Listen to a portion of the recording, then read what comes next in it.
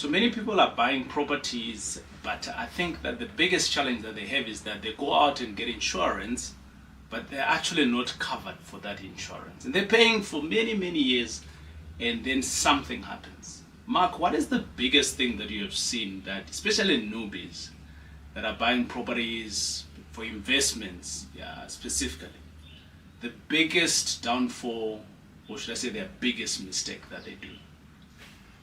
Well, TJ is not just one, there's actually a few mistakes that can be made when buying a property. Ordinarily what would happen is the banks would give the finance, or the finance house would provide the funding to buy the property, and then they would automatically insure the property for the client, or obviously until the client then finds their own insurance. But there's a few things, like I said. So one of the main things is that you buy a residential property, and with the intention of changing it into a business. So whatever your business activity might be at the property, it's important to understand that the finance house needs to know what business activity is happening there, because insurance company may not accept that business activity. So in this scenario, if it's used for student accommodation, and you've converted it into a seven bedroom house, and you've got a supervisor room and so on, that now becomes a commercial property. Right. And it's no longer a residential property. Now, if the banks aren't aware of this, and the insurance company aren't aware of this, and there's a fire and you lose the property, or there's a total loss, or any claim for that matter, it gives the insurance company grounds to reject your claim, because they call it non-disclosure. Wow. So non-disclosure would be things like telling the insurance company or the bank what it is, what business activity is happening, because each underwriter has certain rules, and they've got to charge the appropriate premium, because your premium will obviously be more when there's commercial activity, the risk is higher. So the insurance company can very quickly then turn around and say, sorry, we're not paying your claim for non-disclosure, you didn't tell us there was any business activity there. Wow. My friends, welcome. This is the TJ Tribe. If you've never been here before, this is what we do. On a Saturday night, we come out and we have a deeper conversation with an expert. Mark is our guest resident in terms of insurance. I use Mark for everything that I own in terms of cover. I've known Mark for around about 7 years, plus 7 years, I think. And the idea is not to promote Mark. If you're wanting to use Mark, that's okay. Then you're using the same people that I'm using, so we're getting the same value, all right? But I think in today's conversation, we want to dive into a lot of mistakes that you can avoid, so that if something ever happens onto your property, something ever happens to anything of value to you, you can then be able to be covered, because you're paying for insurance. So Mark, he's been a broker. How long you been a broker, Mark? How long have you been in the insurance I've been in the industry since 2006. Since 2006. Yeah. So my mates there, that's a long time. 17 years this year. 17 years this year. Well done. So you've seen quite a bit. Yes. I did start off in corporate. Yeah. They have what they call as a claims meeting that would happen every Friday. Right. And those are the claims which are a little bit grey, and they have the exco members, and anyone that was part of the company could join that meeting. Right. And you see some where the insurance companies say yes, we must pay, but in the same breath you see claims that are rejected, and high value claims. Right. And it's sad, because it affects a person's life in a really, really bad way. when they've owned an asset, they still owe on it. Their claim gets rejected. Right. So I think for our guests that are at home, wherever you are, I think today we're going to take it baby steps. It's a very educational topic, and I'm going to sort of like cover the whole thing of what is it that you can do to avoid rejection. So we're going into the space of you're paying for insurance. Hopefully you are. You're paying for insurance, and how best can you optimize that cover for when the day comes through. So we're going to go through quite a lot of mistakes that Marc is seeing in the industry. Not only does Marc cover my properties or my assets, he also covers some of the other people that are in the tribe that I've referred to him, and those people, he's looking after them, they're happy, and so on. So we'll start to talk about the process of when you should be getting insurance or not, and then we'll jump into what is the process, and then there's the do's and the don'ts of that. So we're starting at baby steps, and then we'll go in incrementally. So stay tuned in all the way to the end. So Marc, when does one need insurance? So when you finance an asset, number one. Okay. The finance house always requires, whether you're buying a car or a home or a commercial property, whatever it might be, in your contract you have to have insurance. For the simple reason is that the finance house has to protect their interest in the asset, because if that property burns down, for example, how do they get their money back except for you continue to paying over a certain period for something you don't own. So they want to obviously mitigate that risk and make sure that in your contract you have to comply with insurance. Right. I'm going to come back to that one. My next question is that I have seen many people that also buy properties cash, and then they say, I don't need insurance. What's your view on that? Well, in my view, you are gambling with your asset. Right. Because insurance is something that is unforeseen. Yes. You can't plan for an event that happens. For example, the floods that happened in Durban not so long ago. Yeah.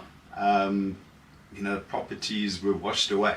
And, if you want to gamble with your property and think, well, it won't happen to me, I would highly recommend it, or highly advise that you don't do that.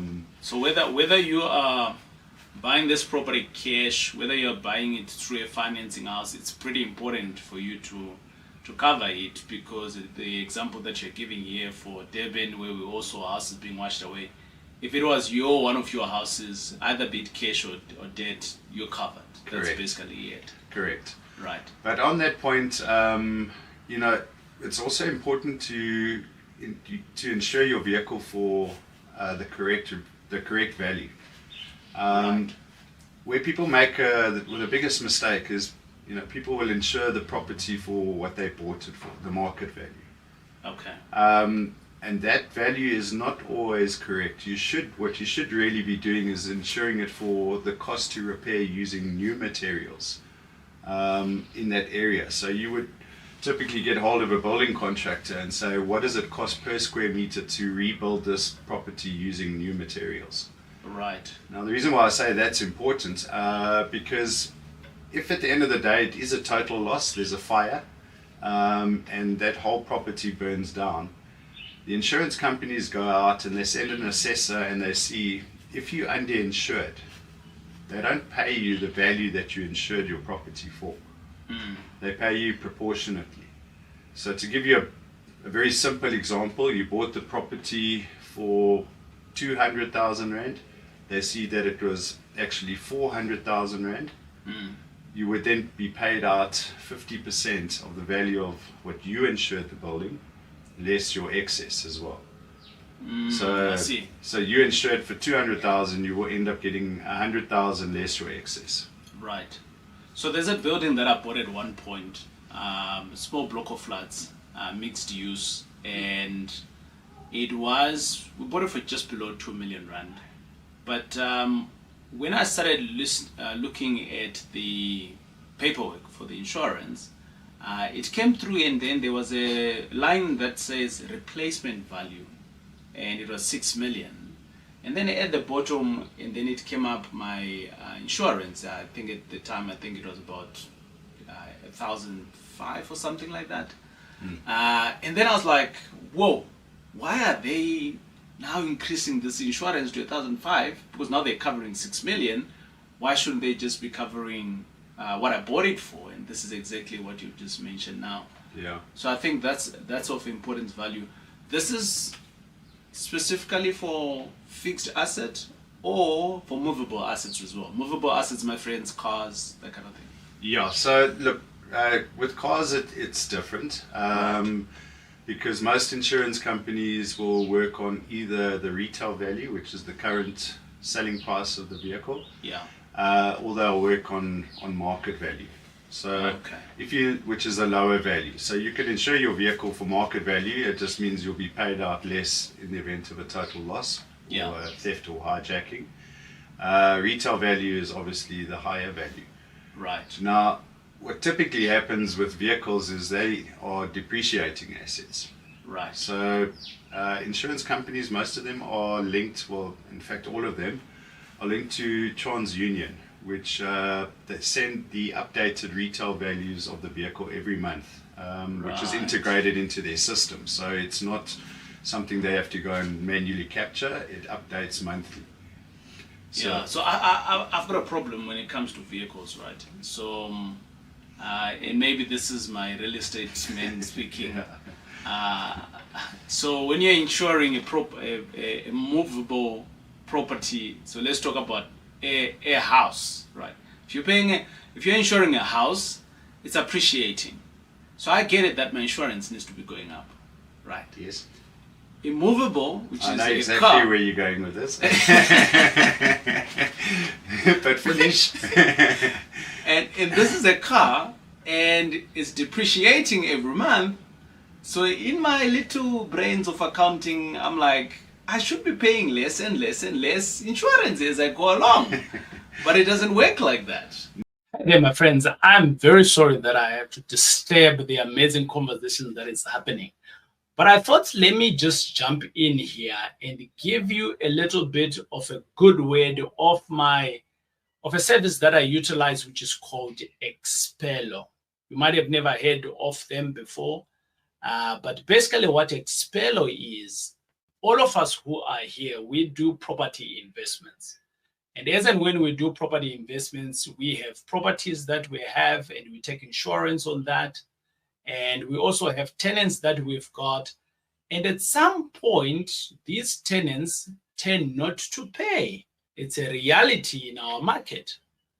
At a national level, they generally say around about 20% of tenants fail to pay. If they fail to pay, what is the recourse? You probably now need to evict them, isn't it? And the cost of evicting anybody, even the going through of that process, can be extremely tedious. And my friends, that's where Expelo comes in. I utilize Expelo myself in all my properties that I've got. The Expelo company, what they basically do is that I said to myself when I was trying to explain this to my wife the other day, and I said to her, babe, Expelo to us is the big brother that we pay on a monthly basis, and as and when we ever have a delinquent tenant, a tenant that is not paying, we can always call on Expelo, and they will do the eviction for us. We don't need to worry about it. They'll handle all the legal fees. They will do everything in ensuring that this tenant is evicted. So my friends, I just thought that it is unfair of me not to share with you this information. So on the screen right now, it's the details of basically how you can reach out to Expelo and you can claim your discount. Well, you might not be able to get the entire link because it's on the screen, But if you have to click in the description of the video, you'll be able to see the same link that is in here that says expelo.link/TJ Tribe. And that's to get you your discount. So my friends, don't be caught with your pants down with your tenants and they become delinquent and you fail to evict them. Just go to Expelo. But for now, let us go back to that interesting conversation that we were having. Thanks for watching. No, unfortunately it doesn't. And there's a good reason for it. Logic will tell you that that's exactly what should happen. Yeah. But what you've got to realize with vehicle insurance, your premium's made up into a whole lot of different factors. There's a natural disaster factor for like hail or flooding or something like that. There's a theft component. There's a hijack component. There's a fire component. Right. But the biggest component of your premium is accidental damage. Now, what happens now is that, well, what that really means is that the underwriter is taking the biggest knock on vehicle accidents. Okay, because that's where there's the loss ratio. And let me explain loss ratio. Loss ratio is for every rand that they collect, how much do they pay out? Right. And the loss ratio on accidental damage is extremely high. That's where they pay most of their claims. Okay. So when it comes to a renewal of a policy, what really happens then is on the accidental component of the premium, that will go up. Okay, and I'll explain to you now why. On the other factors like theft and hijacking, there will be a slight reduction in premium on those components. Right. Okay. So why is accidental damage now, why does the premium increase so much on that? And that is simply because of inflation. And so parts are becoming more expensive. It's more expensive to buy the parts to repair that vehicle than it was this time last year. Yeah. Labor costs become more. Right. So like everything that's linked to inflation. So because it becomes more expensive to repair a vehicle today than it did this time last year, is why your premium actually increases. I think let's leave that conversation for another day, Mark, because that one, it's a painful one. But if you are in the space of business, this shouldn't be a painful conversation though, because I don't understand why you own a car in your personal name. Why is it not just in your business so that you can just run and expense everything in that business and you get the benefit of just driving it. And obviously this is for people that are now, you're running your own business, right? But if you're still an employee and you're trying to migrate from being an employee into a business, that's okay. You are where you are right now. Let's get the education, get your business going, buy your real estate and let your real estate pay you. And we are here today for us to dive into some of these pitfalls, right? So Mark, I want to speak to the point where we started off talking about, we digressed a little bit, but I want us to come back to when the person is buying the property. So I've gone to, who can I mention as a bank? Or I'm going to mention Absa. Absa has been generous to me of late. They're giving me more money to buy real estate, so I'm grateful to them. Now, they're not paying me for this, by the way. I'm just saying that's what they're doing. Right. So I've bought a property for 1 million rand. I put in my application with my bond originator. Bingo, I get my AIP, approval in principle. Bingo, the guarantees comes through. Bingo, I go through to my transferring attorney to sign and the bond originator to sign. And at what point does the insurance conversation kicks in? And this is for the people who have never bought a property before. So they're looking at this for the first time and like, oh, okay, you need insurance. And by the way, you guys who have bought 5-10 properties, we're coming to you. The real stuff is coming. Just hang 10 so that we can get through everybody, so that we're all on the same page. Remember, you were like this when? A couple of years ago, isn't it? When you also didn't know. So let's be accommodating to everybody. Mark. Yeah, so look, once you know you're buying a property, transfer registration would normally take 2 to 3 months, if I understand correctly. Yeah. But it's always a good idea to, while you're even considering buying the property, you may know you're going that route, but when you're considering it, just get a quote already. Approach a broker and already get a quote, because it's important to factor in what your insurance cost will be per month, right? So that you can budget accordingly, because you don't want to buy a property and then all of a sudden you see, wow, but this insurance is going to set me back X amount, how am I going to make it? So right. If you approach a broker, they often can get you quotes from different underwriters, and then you can choose which one you want to go with. So the property is not even mine. I've just gone to view. I'm serious on it. I know that my offer has gone in and maybe it has been accepted. Is this the time that I can come to you and say, Mark, what's my quotation here? Yeah.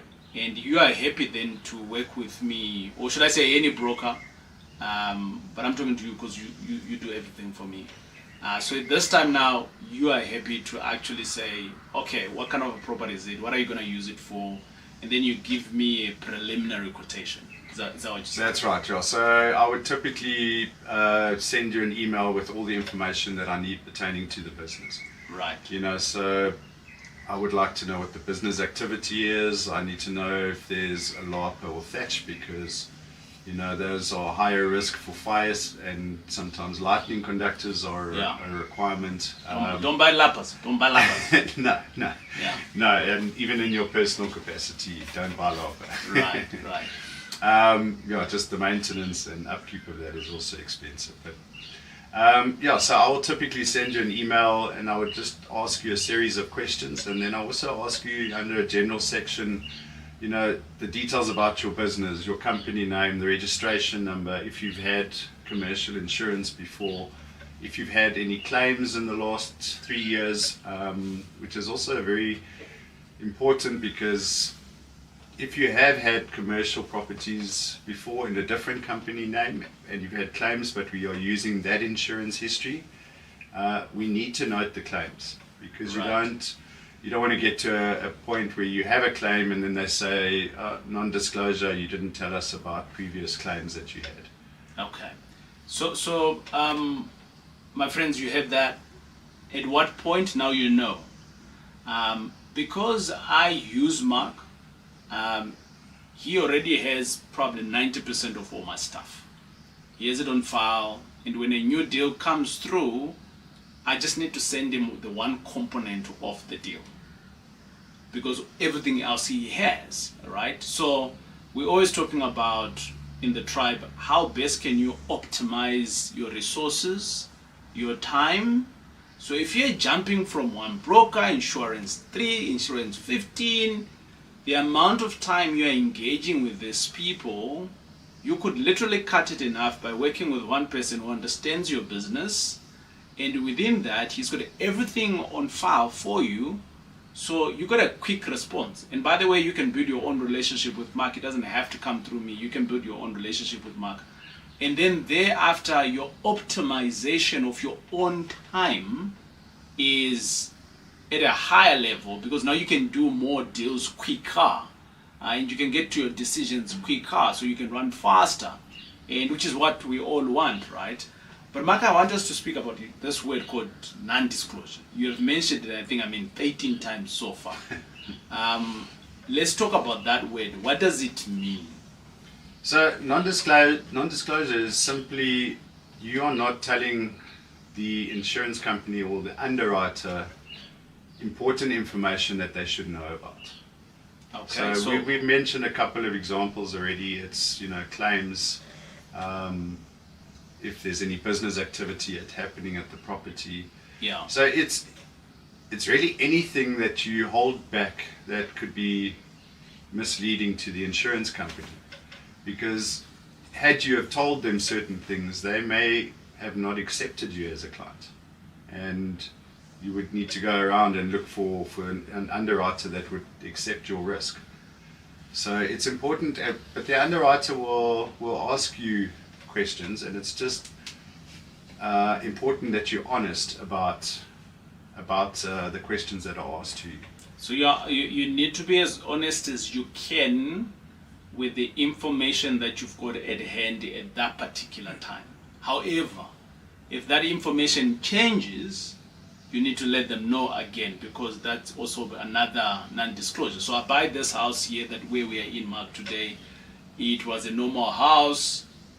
So when I put in the application, it was still a normal house. But then 5 years later, I then changed, there's a university down the road, like what have happened in our own area. Curo wasn't next door to us, and then Curo all of a sudden was there. So if it was a university, then I see the opportunity. I'm like, let me change my house into a student res. And you are saying that if I don't communicate that to the insurance, it can be seen as non-disclosure. Yeah, correct. It's always important to inform your broker or the insurance company. It depends whether you work through a broker. Some people like to use the direct marketers. Not mentioning names, but you'll hear them on the radio often. Yeah. That obviously means you need to phone them, get hold of go through a contact center. Yeah. And working through a broker, you just inform your broker. Your broker then makes sure that the amendments are done to your policy accordingly. Right. But any changes, you add on, you build a LARPA in your property. Yeah. Or you add a new, you build a swimming pool. Solar. Solar is the biggest thing right now, right? Everybody's putting on a solar. Do you need to let them know? Yes, because that needs to be specified separately. Right. It would still go under the building section, but it needs to be specified. Right. And sometimes people think they don't need cover for solar because, what could go wrong. I actually had an example last week where lightning hit the client's solar system and his whole inverter is damaged. Oof. So that claim, I think he was insured for 180,000, but fortunately the panels were okay. Yeah. But they had to replace the inverter from lightning damage. So we're just talking about general stuff that you should be adding on. So we've spoken about solar, swimming pool, LARPAs. What if you change from electrical stoves to gas? Yeah, so very important question that, because always what you need, you'll know when you buy a property, whether in your personal capacity or under the business, you need your certificate of compliance for a few things.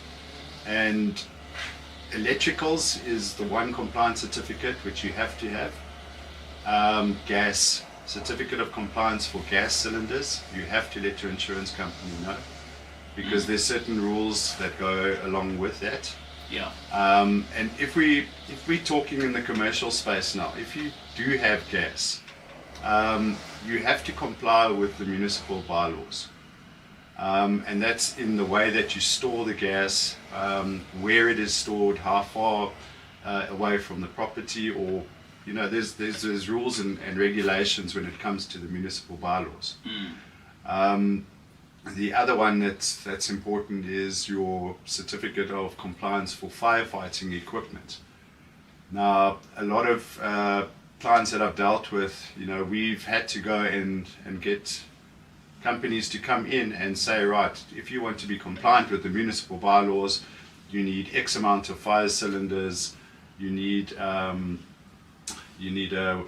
water hose, you might need sprinklers.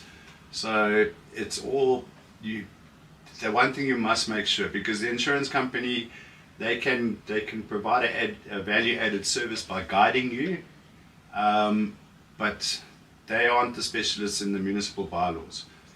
Right. And that's why it's important for you to find out what is it exactly that I need to do to make sure that I am compliant. Right. So Marc, you've been very instrumental in our student accommodation business before I go on into the mixed use. So many of you guys, I'm in the student accommodation space, and I also do mixed use. Those are my two favorite strategies. Over and above that, Airbnb, but Airbnb, it's sort of like on holidays. But Mark, you've been instrumental. Specifically, we want to zone in into the student accommodation space to see whether we are properly covered. And we've had many conversations, and each property has sort of like taught us different things, right? I want us to speak about that because a lot of people that are here, they're also into either student accommodation or into mixed use. But I think we have covered the bigger issue, which is the non-disclosure. So I think from what I'm hearing from you, non-disclosure is the biggest thing. If you don't disclose anything, so I think maybe what we're basically saying here is that if you've got your insurance, if you think you're going to sneeze, tell them. If you think you're going to pee, tell them. If you're thinking that there's a fart coming, tell them. Whatever it is that it is, that's what basically what you're telling us, Mark, here, isn't it? Yeah, and like I say, if you have a broker, you have a relationship with them. So you can always pick up the phone and ask them, this is what I'm doing. Do I need to get any permission? Do I need to inform the insurance company? And a good broker will guide you. Will guide you. Right. I want to jump on to the next conversation, Mark, which is the property that I have today is not a student accommodation, and I'm now transforming it into student accommodation. I've bought it, it's a residential one, and yes, I can put 45 of my students there. I see the opportunity. I've been watching some videos online, but I didn't go to school or anything like that, and I think I can do this. What are some of the things that people should be cautious of? Because I see, number one, a non-disclosure. If the property is owned by the bank, you didn't buy it for that reason, so you need to disclose to the bank. That's number one. And then number two, if you're insured, then again, still talking about the non-disclosure, you now need to disclose it to the insurance.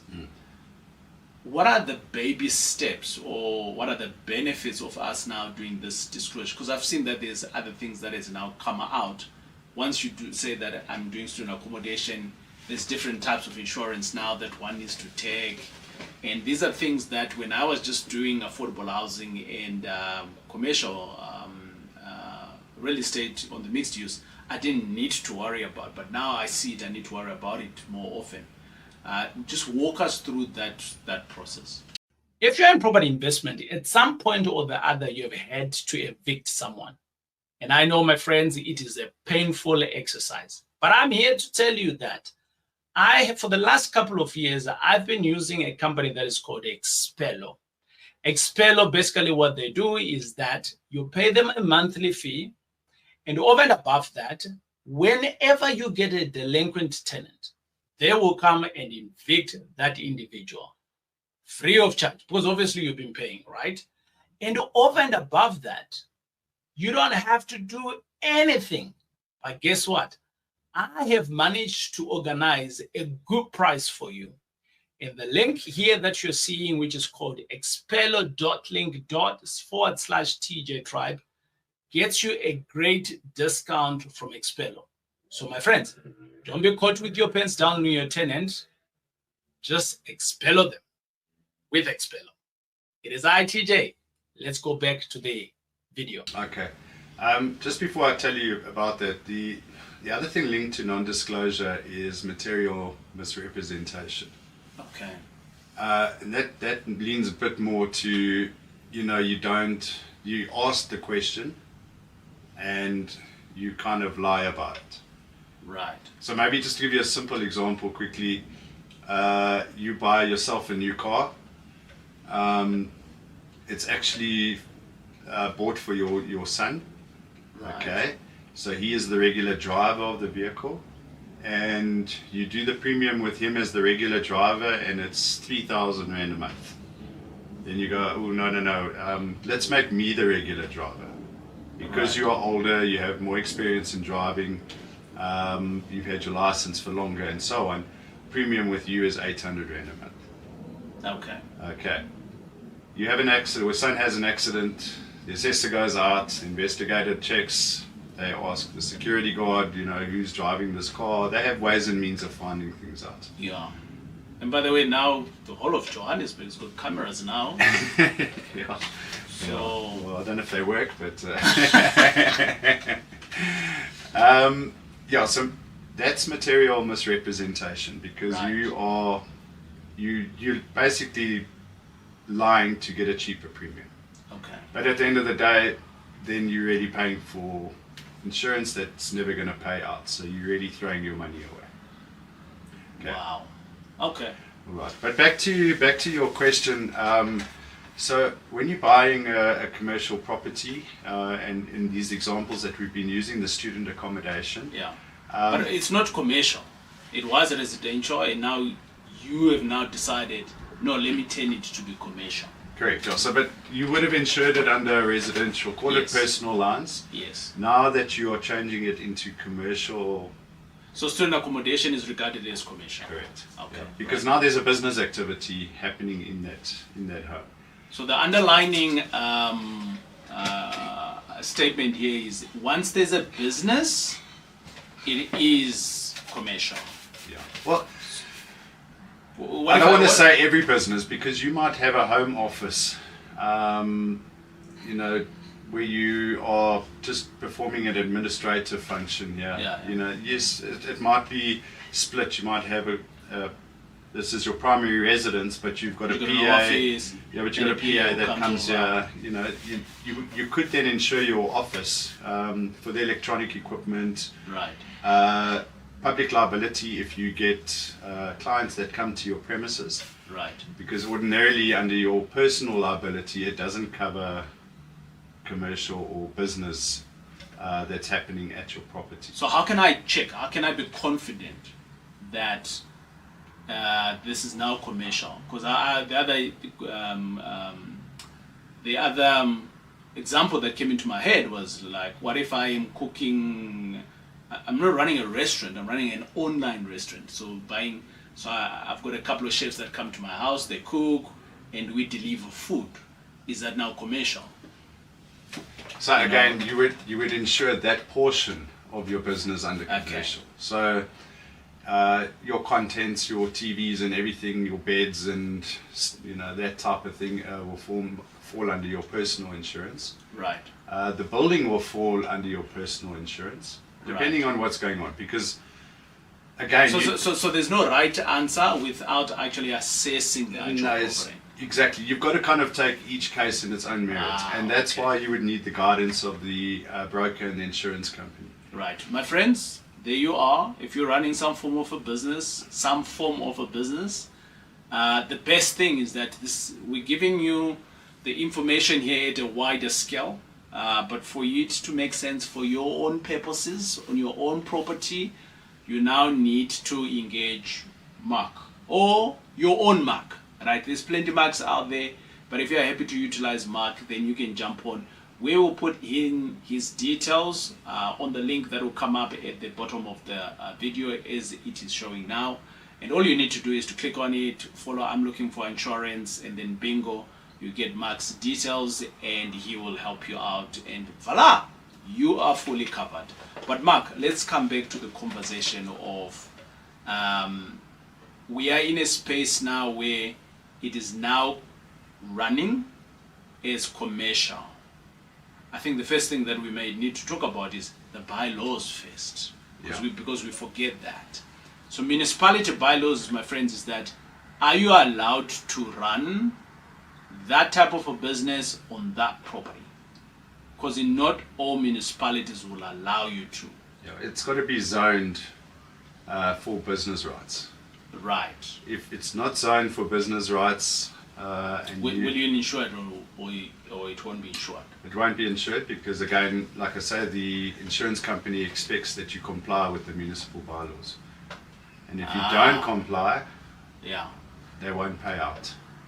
Right. Simple answer. Okay. Now, on there, I've also now started seeing other type of insurance that I didn't have before. So earlier on, you spoke about this public liability. Do you want to dive into a little bit around that? Because on all the properties that we have student accommodation, we have been asked to have at minimum 10 million rand insurance. The highest one that we got as a request was 50 million rand. So I'm like, I'm taking 50 million rand. Flip, that's a lot of money.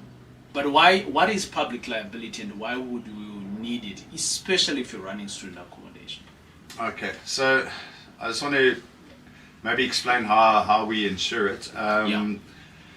When you insure just a building only, we cover it under a package deal, which is called buildings combined.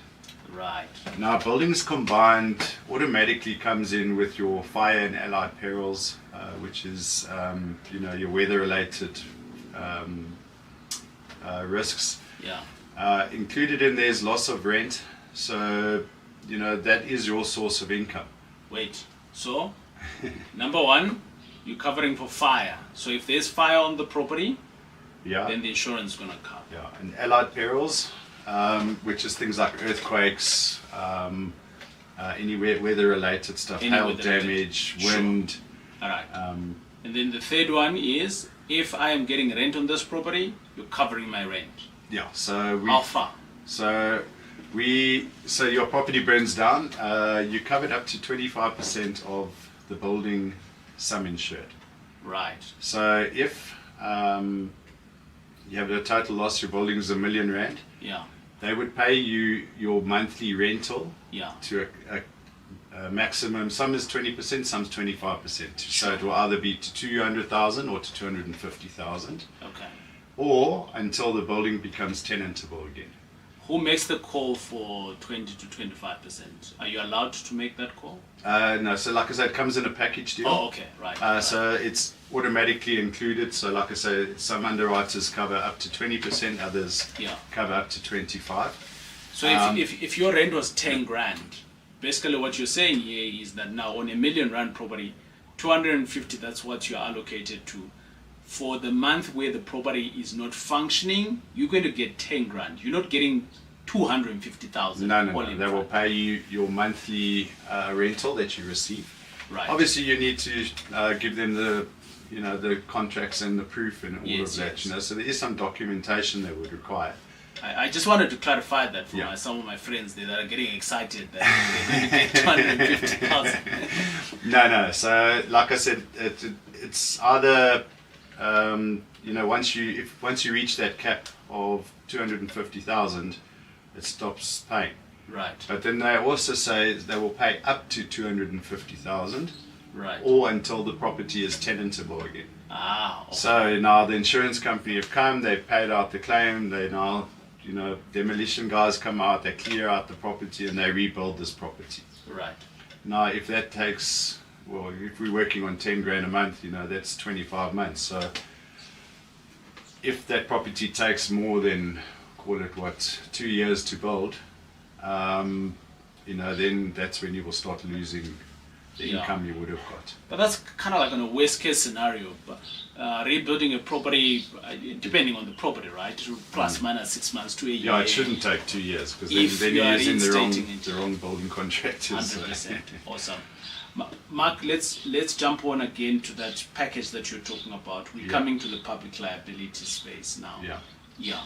Okay, so public liability, this is basically where you are found legally liable for any loss or injury to a third party. Right.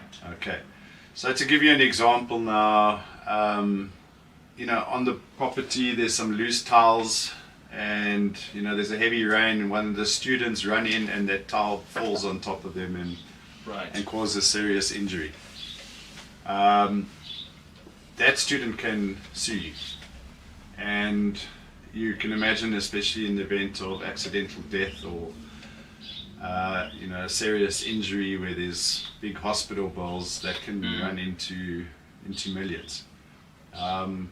Plus they can throw in trauma in there, and they can throw in all sorts of stuff when they take you to court. So under the standard package is R1 million cover. If you want more, you can buy more liability cover at an additional premium. But part of the package deal, it includes 1 million rand cover. Right. So I want us to have this conversation, my friends. This is me and you. This is Uncle TJ talking now, and I'm wearing my uncle's hat here because I'm of the view that if you got 10 kids on your property, you have no idea where they're coming from. You are literally carrying 10 risks. God forbid, then something happens. Water spills, the tiles, a kid sleeps, and as they are sleeping through, they just hit their head on the edge of a cupboard. Bingo, they're gone. Right? It's an accident. We read about these things, right? Now let's just assume it happens on your property. And I'm always saying to people, number one, make sure that you are buying a property in a company. And the reason why we say that is because so that the risk is not on you directly. The risk now is on the company. Now your company is insured by Marc. Now Marc's going to sort it out with you, whatever the company that they're going to use to underwrite. They're going to follow the rightful processes on your behalf, and bingo, it's done. Right. Now, your name is not tarnished. You can still go ahead and do business. But I don't know why you are buying properties in your own name. Like, seriously, I also don't know. But can you see the risk here that we are talking about? Now, the second thing is that you are also now have no insurance. Or maybe you do. And you're deciding, for these 10 kids, I'm not going to pay public liability. Let me just do this 1,000, the 1,000. I'm going to get 1 million. You need to assess how many kids you're carrying on your place. If there is, let's say, 50 kids on your property, seriously, is 1 million going to cut it? Like, this is like a real conversation we're having here, right? And it's up to you to decide.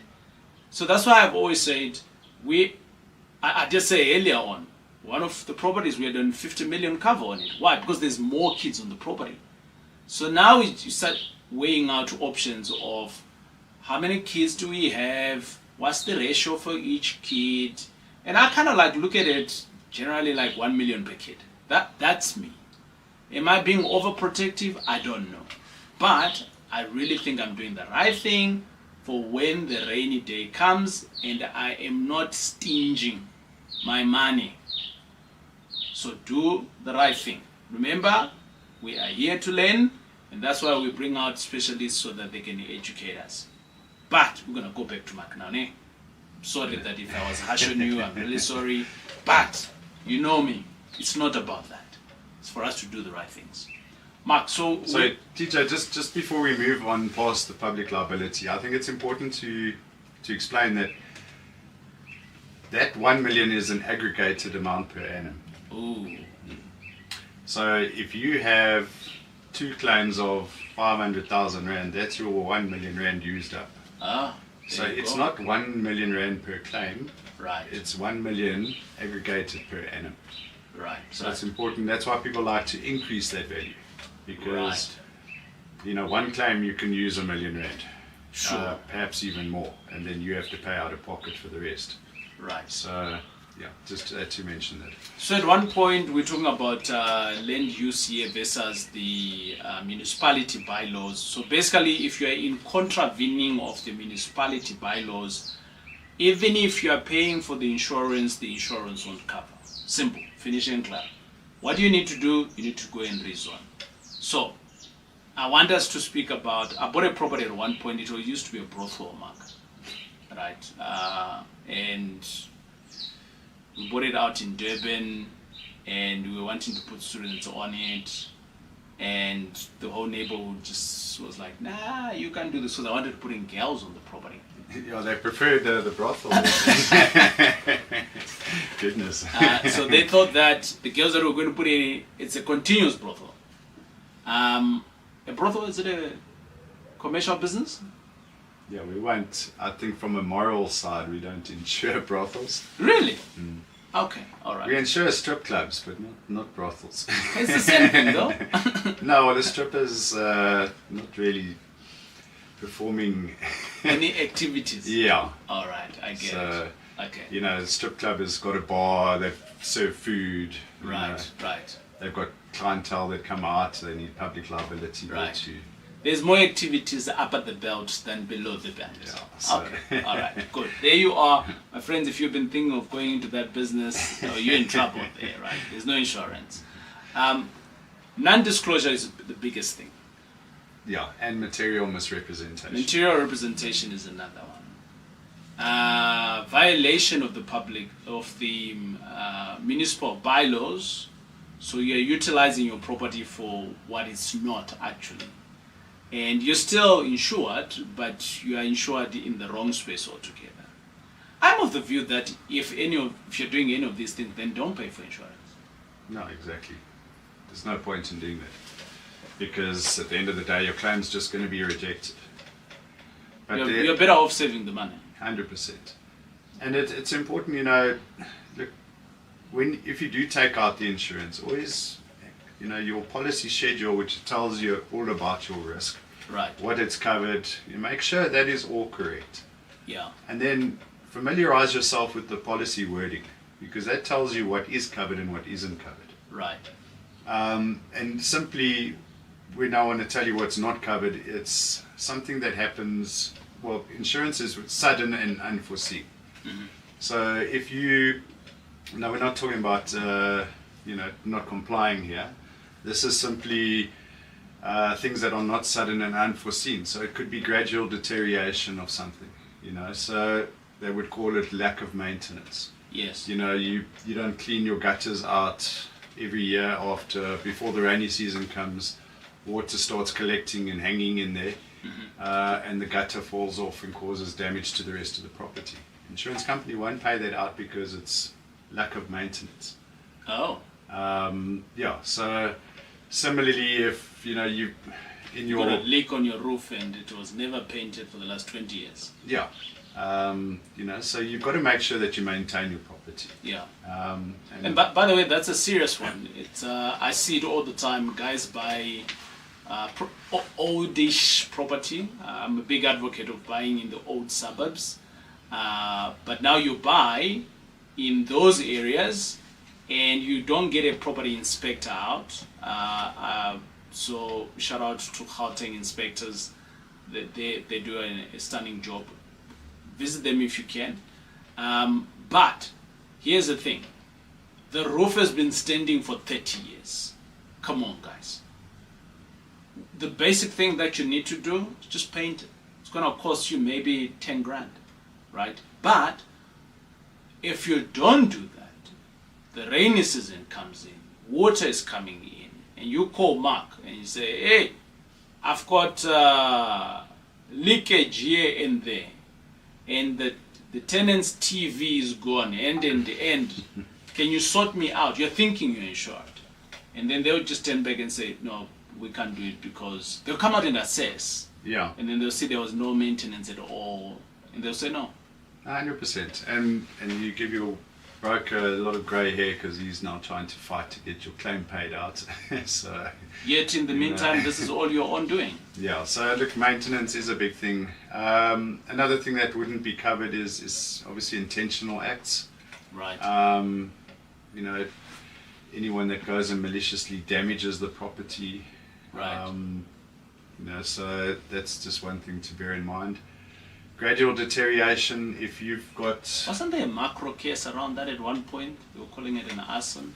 Which macro was that? I remember there was a macro building. There was the one here in Steuben's Valley that burnt down once. At one point, yeah. It took long to pay that claim, so I think that... There was a newspaper article, I think it was, and then they were saying it was arson. I can't remember whether it was a news article, it was on the radio where I heard it.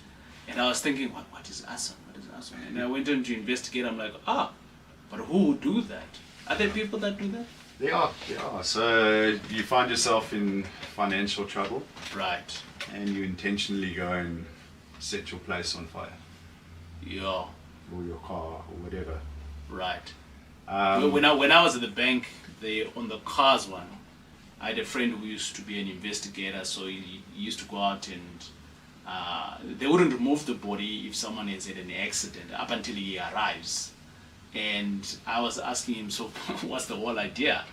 And he was saying, no, the people that die in an accident, their leg is on the brakes. Those that die intentionally, their leg is on the accelerator. okay. I was like, That's actually. yeah, it makes sense, Yeah. right? Because if you were intentionally wanting to kill yourself, Accelerate. you're accelerating, right? But if you're wanting to save your life, hey, you're gonna put brakes. Yeah. And I said, oh, okay. And he says to me, yeah, but TJ, it's just one thing that we look at. There's many things that we look at, so. Yeah, and I suppose if it's a head-on collision, you're not really Yeah. always going to have time to brake. 100%. Yeah. I think each case in its own merit. 100%. Mark, thanks for being here, brother. By the way, my friends, I did say that Mark is our guest resident.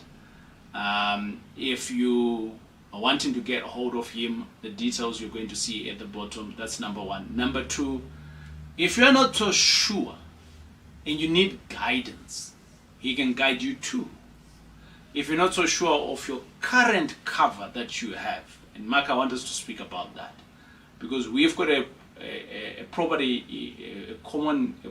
in common interest where you played a pivotal role. You looked at the current insurance that was there, and you literally said to the body corporate, but you guys are not covered anyway here. And everybody was paying. And we were all thinking that we were all covered. Is that part of something that you do? So I'm already insured. I have 10 properties and I'm insured with whoever. Can I come to you and say, Mark, can you give me where I almost want to call it my gaps are within my insurance here? And whether that person doesn't come through to you and take insurance with you, but goes and fight with their own insurance, is that something that you would do? Absolutely, always willing to assist. You can give me a call or you can send me your current schedule. I can always have a look at it. Right. There's often gaps, and the one thing you must never try to do is cut corners. Right. Especially because you're running a business. Exactly. Yeah. So, in the industry, you should be offered all sorts of optional covers that are available. Right. And like I say, the direct marketer will do that on a telephone call, which And, can and, be... and maybe you're not prepared for it, so actually you didn't listen. You listened, but you didn't understand. Yeah, and look, insurance jargon,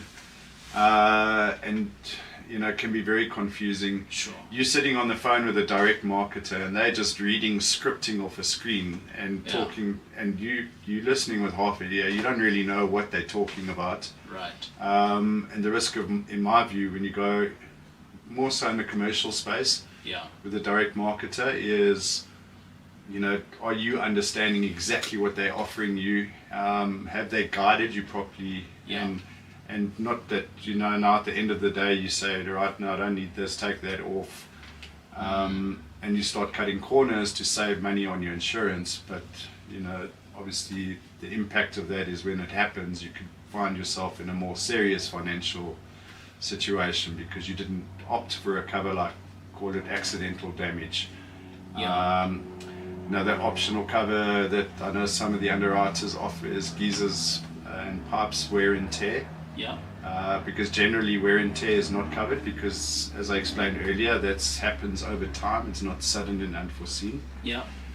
So you can actually buy a cover that will cover wear and tear only for geysers and pipes. Right. So, and it's a small additional premium that you pay over and above of what your standard premium is. So don't cut corners, guys. It's really you are again gambling if you start cutting corners and taking off covers that you should have on your insurance policy. Okay, amazing stuff. So, number one, as I land the plane here, if you're looking for insurance, there's Mark, he can sort you out. If you already have insurance cover in a number of your properties, there's Mark, he can review it for you and he can sort you out. You are thinking of expanding the portfolio to buy additional ones, there's Mark, he can sort you out. The same way that he's sorting me out, he can be able to sort you out. We always talk about having certain professional team members. Today, if you didn't get it properly, I've just introduced you into another team member. We always say that we need the banker, or should we say the bond originator. These two play hand in hand, right? We always say we need your accountant. We always need that your accountant together with your tax guy needs to be hand in hand. You need to have an attorney. And now we've just introduced another team member who is the insurance guy. So there's many team members within the property business, and over the years I've been introducing to you to some of them, and I'll continue reintroducing them to you. So Mark is not the first time of him being here. He's been here before, but I thought let me bring him through this year because we haven't had that conversation of insurance.